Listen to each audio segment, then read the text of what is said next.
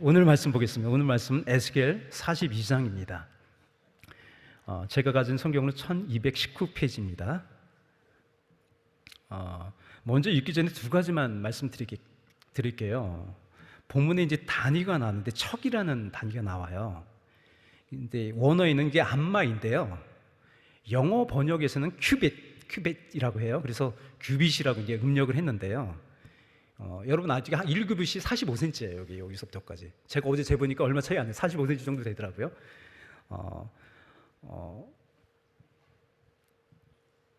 그 암마를 전부 규빗이라고 번역을 했는데요.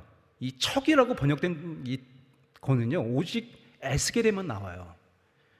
왜 그런지 모르겠지만 원래 척이라는 단위가 자거든요. 한자, 뭐 이게 한자잖아요. 그래서 한자가 약 3cm가 쫙 넘어요. 하지만 이 일암마, 일척이 에스겔에서는요, 지금 언급이 되어 있는데 1규빗 45cm의 손바닥 넓이를 하나를 더한 길이에요. 그래서 52cm인데 그래서 50cm라고 하면 여기 100척이면 50m가 되는 거예요. 그렇게 계산하면 좋습니다. 또 본문을 읽을 때 방향이 나와요. 그렇죠? 성전에 방향이 있어요. 우리 교회 건물과 비교하여 읽으면 아주 유익합니다. 성전에 방향이 있는데 우리 교회하고 비슷해요. 주문이 동쪽에 있거든요. 그래서 저희가 소음 때문에 지금 막아놨지만 주문이 저기거든요. 그리고 서쪽에 이제 제단이 있는 거죠. 지성소가 있는 거예요. 또 성전의 일들을 하기 위한 방들이 북쪽과, 여기 북쪽이잖아요. 북쪽과 남쪽에 이게 대칭해서 되어 있어요. 그래서 제사장들의 방들의 길이가 이제 50m인데 우리 성전의 길이가 한 50m쯤 돼요. 그래서 그렇게 비교하면서 읽으시면 될 것 같습니다. 예, 우리 1절부터 20절 우리 다 같이 읽겠습니다. 그가 나를 데리고 밖으로 나가 북편 뜰로 가서 두 방에 이르니 그 두 방에 하나는 골방 앞들을 향하였고 하나는 북편 건물을 향하였는데 그 방들의 자리의 장이 100척이요 광이 50척이며 그 문은 북을 향하였고 그 방 3층에 텐마루들이 있는데 한 방의 텐마루는 20척 되는 안뜰과 마주 대하였고 한 방의 텐마루는 바깥뜰 박석, 이 넓고 얇은 돌입니다. 깔린 곳과 마주 대하였으며 그 두 방 사이에 통한 길이 있어 광이 10척이요 장이 100척이며 그 문들은 북을 향하였으며 그 상층의 방은 제일 좁으니 이는 텐마루를 인하여 하층과 중층보다 상층이 더 줄어짐이라. 그 방이 3층이라도 뜰에 기둥 같은 기둥이 없으므로 그 상층이 하층과 중층보다 더욱 좁아짐이더라. 그 한 방의 바깥담 곧 뜰의 담과 마주대한 담의 장이 50척이니 바깥뜰로 향한 방의 장이 50척이며 성전 앞을 향한 방은 100척이며 이 방들 아래에 동편에는 들어가는 통행구가 있으니 곧 바깥뜰에서 들어가는 통행구더라. 남편 골방뜰 맞은편과 남편 건물 맞은편에도 방들이 있는데 그 두 방 사이에 길이 있고 그 방들의 모양은 부평 방 같고 그 장광도 같으며 그 출입구와 문도 그와 같으며 남편 방에 출입하는 문이 있는데 담 동편 길머리에 있더라. 그가 내게 이르되 좌우 골방 뜰 앞 곧 북편 남편에 있는 방들은 거룩한 방이라. 여호와를 가까이 하는 제사장들이 지성물을 거기서 먹을 것이며 지성물 곧 소제와 속제제와 속건제의 제물을 거기 둘 것이며 이는 거룩한 곳이라. 제사장의 의복은 거룩하므로 제사장이 성소에 들어갔다가 나올 때에 바로 바깥들로 가지 못하고 수정도는 그 의복을 그 방에 두고 다른 옷을 입고 백성의 뜰로 나갈 것이니라 하더라. 그가 안에 있는 전 청량하기를 마친 후에 나를 데리고 동양한 문길로 나가서 사면 담을 청량하는데 그 청량하는 장대 곧 그 장대로 동편을 청량하니 500척이며 그 장대로 부편을 청량하니 500척이요 그 장대로 남편을 청량하니 500척이요 서편으로 돌이켜 그 장대로 청량하니 500척이라. 그가 이와 같이 그 사방을 청량하니 그 사방 담 안에 장과 강이 500척씩이라. 그 담은 거룩한 것과 속된 것을 구별하는 것이더라. 예, 여러분 그 담이 그러면 250m라는 거예요. 정사각형으로 그 안에 성전이 있다는 겁니다. 예, 효와 행복을 보겠습니다. 오늘 8월 1일 제목은 성도의 특권과 의무입니다. 요절 말씀은 13절입니다. 한번 다시 읽겠습니다. 그가 내게 이르되 좌우 골방들 앞 곧 북편 남편에 있는 방들은 거룩한 방이라. 여호와를 가까이 하는 제사장들이 지성물을 거기서 먹을 것이며 지성물 곧 소제와 속죄제와 속건제의 제물을 거기 둘 것이며 이는 거룩한 곳이라. 이 내용을 보겠습니다. 성전을 살핀 에스겔은 이제 성전 주변으로 눈길을 돌린다. 특별히 본장에서 에스겔의 관심을 끄는 것은 성전 북쪽과 남쪽에 있는 골방들이다. 이 방들은 제사장들을 위해 특별히 구별된 거룩한 방이다. 우리는 본장에 나타난 거룩한 골방을 통해 왕같은 제사장으로 부름받은 성도의 특권과 의무에 대해 생각해 볼 수 있다. 첫째로, 하나님께서는 성도의 필요를 채워주신다. 제사장들을 위해 마련된 골방은 모든 제물을 보관하는 장소이자 제사 드린 제물을 제사장이 먹는 곳이다. 제사장들은 하나님의 기업이 되시기 때문에 그들 소유의 땅이 없다. 대신에 하나님은 제사 드린 제물에서 제사장의 몫을 떼어 그들의 필요를 채워주셨다. 하나님은 성도의 필요도 아시고 채우신다. 그러므로 무엇을 먹을까 염려하지 말라고 명하신다. 그럼 염려는 이방인들이나 하는 것이라고 말씀하신다. 생활의 필요를 위해 염려하지 않는 것은 성도만이 누리는 특권이다. 둘째로, 성도는 사명을 위해 헌신해야 할 의무가 있다. 제사장 골방은 제사장의 의복을 거룩히 구별하기 위해 옷을 갈아입는 탈의실 역할도 했다. 제사장이 성소에서 바깥들로 나갈 때면 번거롭더라도 다른 옷으로 갈아입어 속된 것과의 접촉을 금해야 한다. 이처럼 제사장은 다른 사람들보다 더 많은 절제와 헌신이 요구된다. 제사장이 사명을 잘 감당해야 신앙 공동체가 건강하기 때문이다. 성도 역시 하나님께 받은 사명에 충성하기 위해서는 절제하고 헌신하는 삶을 살아야 한다. 자신의 사명을 따라 헌신하는 성도가 많아질수록 교회는 더욱 건강해진다. 아멘. 에스겔 40장부터 마지막 이제 48장까지 에스겔이 본 네 번째 환상의 모습이에요. 이 환상은 포로로 끌려온 지 25년째고요. 예루살렘 성이 함락된 지 14년째 되는 첫 달 10일에 본 환상입니다. 이 환상은요, 무너진 성전이 다시 세워지고 공동체를 위한 새로운 규정들이 나옵니다.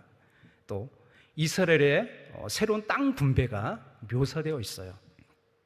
그래서 청사진이죠. 새 나라의 청사진이라고 볼 수 있어요.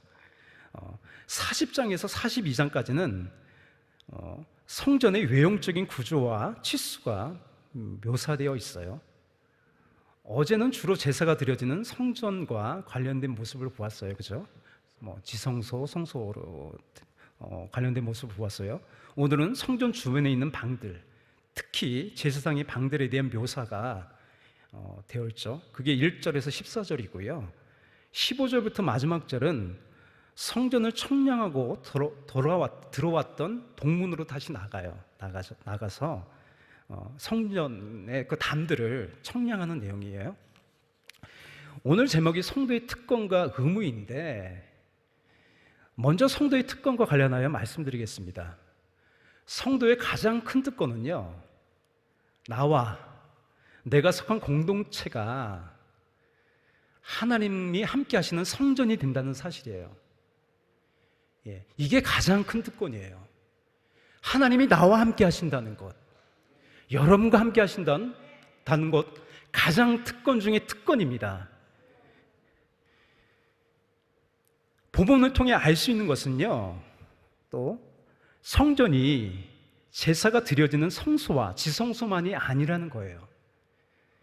담이 있어요. 그죠? 담이 있어요. 어디에 쳐졌습니까? 방들까지 다 쳐진 거예요. 그래서 20절 마지막 부분에 이렇게 되어 있죠. 그 담은 거룩한 것과 속된 것을 구별하는 것이더라. 그 담 안에 있는 모든 방이 거룩한 방이라는 거예요. 그 방들에는요, 성전을 지키는 문지기의 방도 있어요. 여기 안내실 근무하시잖아요. 그 방도 성전입니다. 이 문지기의 방도 주의 궁정에 속한 방이라는 거예요. 그래서 시편 84편인가요? 이렇게 되어 있어요. 주의 궁정에서 한 날이 다른 곳에서 첫날보다 나은즉 악인의 장막의 거함보다 내 하나님의 문지기로 있는 것이 좋사오니. 또 제사를 섬기는 제사장의 방이 있는데 그것도 하나 성전이라는 거예요. 제사장들이 지성물을 먹거나 지성물을 보관하는 것도 성전입니다. 백성이나 제사장들이 희생 제물을 준비하는 부엌이 있어요. 부엌도 성전입니다.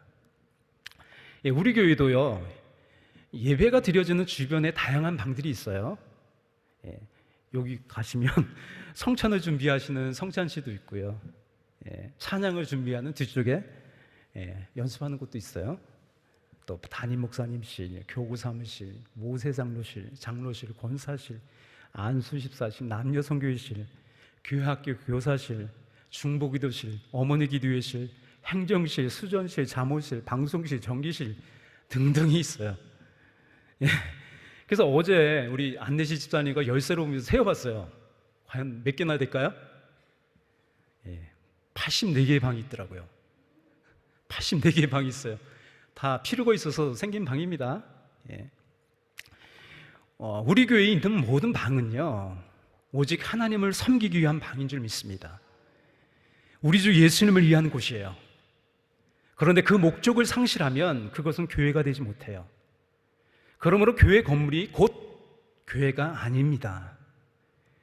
우리 교회가 에스겔의 환상에 나오는 성전 방향과 유사하니, 또 교회 시설이 좋으니 하나님의 임재가 더 크게 임할 것이라고 주장하는 것이 아니에요. 성전은 하나님의 임재가 있는 곳인데, 장소보다 중요한 것은요, 하나님의 목적에 합당하게 쓰임 받는다는 거죠. 에스겔에는요, 특정 장소나 특정 건물로서의 성전에 대한 이 패러다임의 전환이 있어요. 첫 번째 환상이 뭐죠? 하나님의 보좌에 바퀴가 달렸어요. 사방으로 움직여요. 또 둘레에 눈이 가득해요. 이것이 말해주는 건 뭘까요? 어느 누구도 보좌 위에 앉아 계신 하나님으로부터 멀리 떨어져 있지 않다는 거예요. 또 그 무엇도 하나님에게서 감출 수 없다는 거죠. 또 36장, 37장에서 새 언약의 체계를 통해 하나님이 자신의 처소를 백성들 가운데 둘 것이라고 하세요. 이 말씀은 새 언약의 백성이 곧 하나님의 영이 거하시는 성전이라는 거예요. 그래서 에스겔서 37장 14절 이렇게 되어 있어요. 내가 또 내 신을 너희 속에 두어 너희로 살게 하고. 이 말은 뭘까요? 성전이 되게 한다는 거예요. 우리 서로 고백할까요? 나는 하나님의 성전입니다. 여러분, 한 사람 한 사람이 교회이고요, 또 더욱이 주님의 뜻을 위하여 함께 모인 곳이 교회인 줄 믿습니다. 마태복음 18장 20절에서 이렇게 말합니다. 두세 사람이 내 이름으로 모인 곳에는 나도 그들 중에 있느니라. 아멘. 예수님은요, 남편이 5이었던 사마리아 여인과의 대화에서 성전과 예배에 대해서 알려주셨어요. 이렇게 말씀하시죠. 이 산에서도 말고 예루살렘에서도 말고 예배하는 자가 영과 진리로 예배할지니라. 성령과 진리로 살아가는 여러분들이 성전입니다. 함께 모여 예수님의 이름을 부르며 예배하는 그곳, 성령으로 진리로 충만한 것이 성전일 줄 믿습니다. 두 번째로 성도의 의무를 교회와 관련하여 말씀드릴게요. 성도의 의무를 교회와 관련하지 않고는요 말할 수 없어요. 교회에서 가장 중요한 것은 뭐냐면 공동체성이에요. 하나님은 우리를 예수 그리스도의 한 몸 된 지체로 부르셨어요. 본문에서 하나님을 섬기는 역할을 하는 각각의 방이 필요가 있어서 있는 거잖아요. 하나님은요, 여러분 한 사람을요 몸의 지체로 부르셨다는 거예요. 내가 교회의 지체로서 교회 공동체에 속한 일원이라는 사실이 가장 중요해요. 이거 잊어버리면 안 돼요. 성경에서 교회가 무엇인지 구구절절히 잘 말해주는 것이 에베소서예요. 에베소서 4장 1절에서 3절 이렇게 되어 있어요. 그러므로 주 안에서 갇힌 내가 너희를 권하노니 너희가 부르심에 입은 부름에 합당하게 향하여 부르심에 합당한 일이 무엇일까요? 모든 겸손과 온유하고 오래 참으로 사랑 가운데서 서로 용납하고 평안에 매는 줄로 성령의 하나 되게 하신 것을 힘써 지키라. 이게 부르심에 합당하게 행하는 일이라고 바울이 우리에게 알려주는 거예요. 교회가 무엇인지 알려주는 거예요. 예수님은 나는 참포도나무요 너희는 가지라고 하면서 서로 사랑하라는 새 계명을 주셨어요. 여러분, 혼자서 사랑하는 것은 불가능합니다. 대상이 있어야 사랑하는 거 아니에요. 그죠? 혼자만의 사랑인가요? 예. 우리가 주님 안에 거하여 맺게 되는 열매는요, 바로 뭐냐면 서로 사랑하는 열매예요. 그래서 요한복음 13장 35절, 너희가 서로 사랑하면 이로써 모든 사람이 너희가 내 제자인 줄 아리라. 서로 사랑하는 것이 세상과 다른 교회의 거룩함이고 영광인 줄 믿습니다. 그러므로 교회는요, 서로 사랑하여 하나 되는 공동체예요. 이번 수련의 주제가 뭐죠? 오직 그리스도 안에예요. 오직 그리스도 안에 있다는 것은 뭐죠? 주님 안에서 서로 사랑하는 공동체 안에 있다는 거예요. 주님 안에 있다는 건 그거예요. 공동체 속에 내가 있다는 거예요. 그게 예수님께서 말한 참포도나무의 비유에서 말한 그 내 안에 있다는 거예요. 서로 고백하겠습니다. 주의 사랑으로 사랑합니다. 축복합니다. 아멘. 여러분, 이 자리에 나왔으니 8월 1일 첫 시간에 이렇게 서로 사랑하며 축복할 수 있는 것 아니겠습니까? 아멘. 예. 오늘날 신앙의 가장 큰 문제는요, 개인주의예요. 이것은 전반적인 사회의 분위기예요. 이 시대에 정신이 영향을 주는 것 같아요. 그래서 로마서 12장에서 믿음으로 사는 것이 무엇인지 이제 알려주는데요. 처음부터 뭐라고 말씀하십니까? 너희는 이 세대를 본받지 말래요. 오직 마음을 새롭게 함으로 변화를 받으라고 합니다. 그러면서 제일 먼저 어떻게 말씀하시냐면 마땅히 생각할 그 이상의 생각을 품지 말라고 하면서 한 몸 된 지체임을 강조해요. 왜냐하면 이 사회가요, 이 사회 풍조가 개인주의니까요. 자기를 사랑하는 거니까요. 바울은 그의 마지막 편지죠, 디모데후서에서 말세에 심화되는 일에 대하여 말합니다. 그 중에 하나가 사랑이 없는 무정이에요. 나타나게 할 사회적 현상이 뭐냐면 무정하대요. 무정은요, 서로 교제하지 않고 사랑하지 않는 거예요. 교회 안에서 공동체 일원으로서 서로 교제하며 신앙생활하지 않고 나홀로 신앙생활하는 사람이 참 많아요. 또 코로나로 지나면서 더욱 심해졌어요. 교회를 몸에 비유하는데 몸에 속한 모든 지체가 요긴하고 참 아름다워요. 그렇지 않아요? 모든 지체가 참 아름다워요.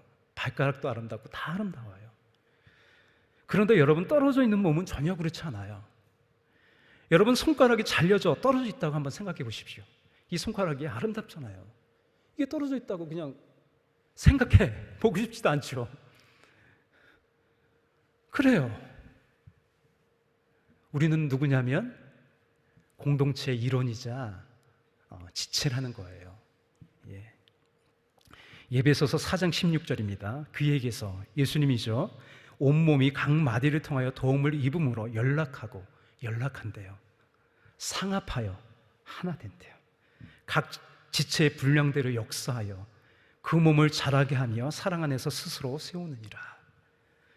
저는 본문을 보면서 바로 생각했던 말씀이 에베소서 2장 20절에서 22절이었어요. 함께 찾아서 다 같이 읽을까요? 신약성경 312페이지입니다. 312페이지 에베소서 2장 20절에서 22절 다 같이 읽겠습니다.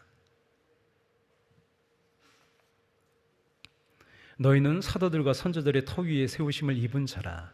그리스도 예수께서 친히 모퉁이 돌이 되셨느니라.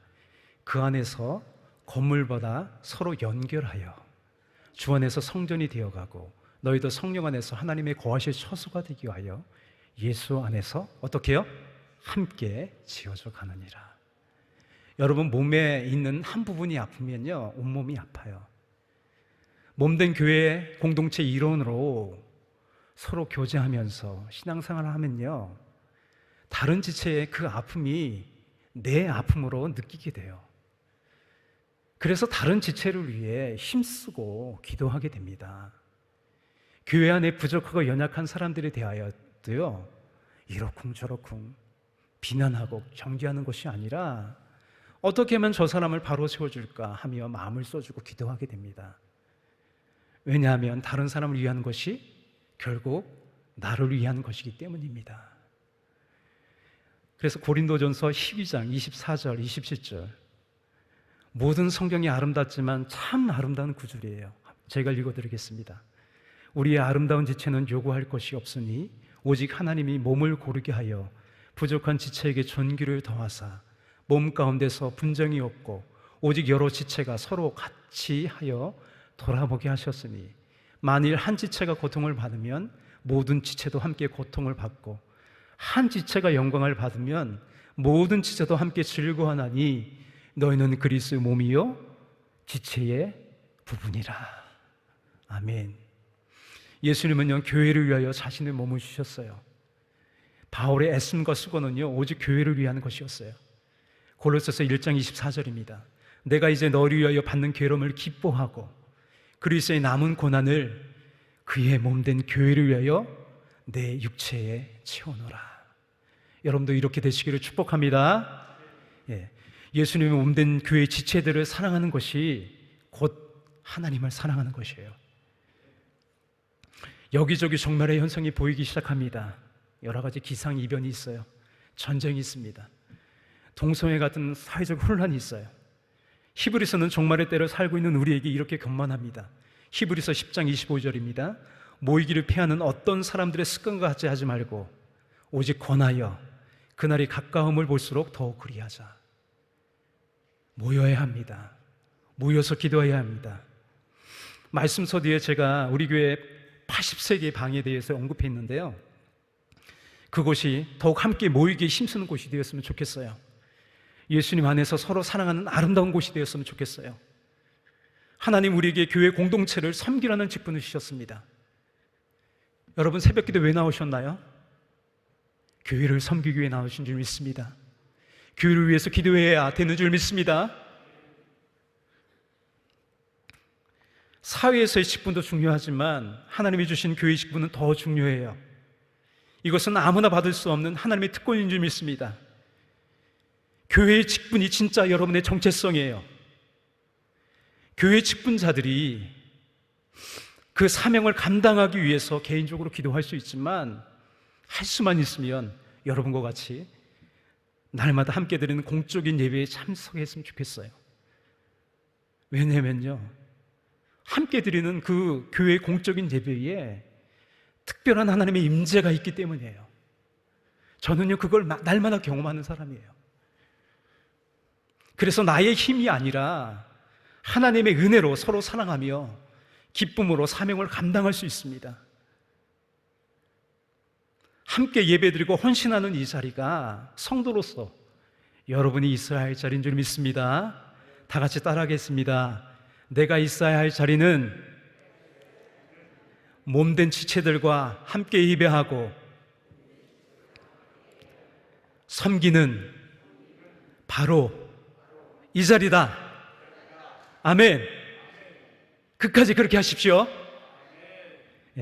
그렇게 되면요 은혜와 진리로 충만해서 전도도 할 수 있는 거예요.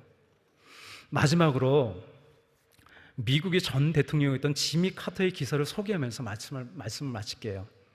올해 2월 국민일보 미션런에 소개되었던 글이에요. 올해로 98세인 카터 전 대통령은 최근 연명 치료를 중단했다. 그가 출석하던 교회에서 그를 위한 마지막 예배가 눈물 속에서 드려졌다. 이것은 카터 전 대통령이 평생을 봉사로 헌신한 곳이다. 병석에 누워있는 카터 전 대통령은 이날 교회에 오지 못했다. 미국 언론은 카터 전 대통령이 주일 성수를 하지 못한 것이 이날 처음이라고 전했다. 주일 오전 예배를 인도한 목사는 유산이라는 주제로 설교했다.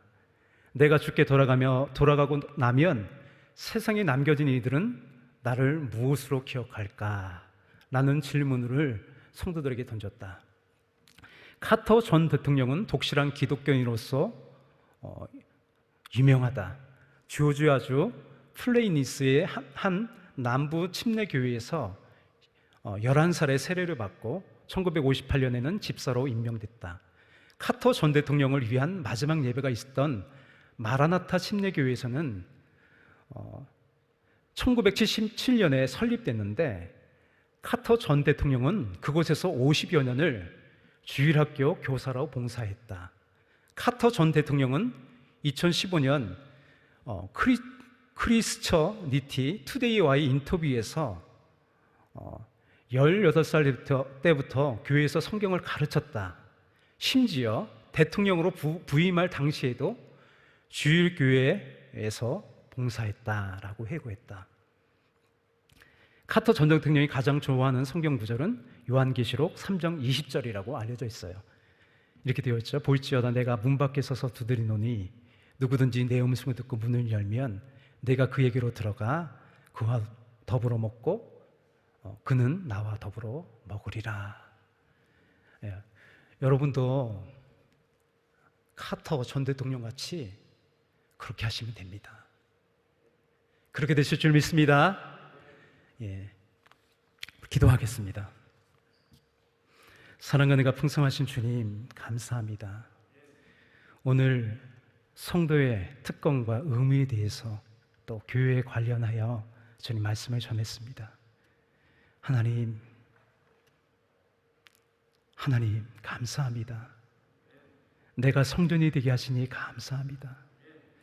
하나님의 임재가 있고 살아계신 하나님이 함께 하시는 성전이 되게 하시니 감사합니다. 또 아버지 하나님, 우리를 몸된 교회에 지체로 우리를 불러주시니 감사합니다. 교회를 섬기고 아버지 지체들을 서로 사랑하고 아버지 하나님 격려하고 위로해주는 아버지 사랑하는 일에 쓰임받는 우리가 되게 하여 주시옵소서. 오늘도 주님 함께 하시니 감사하고 찬양하며 예수님의 이름으로 기도합니다. 아멘.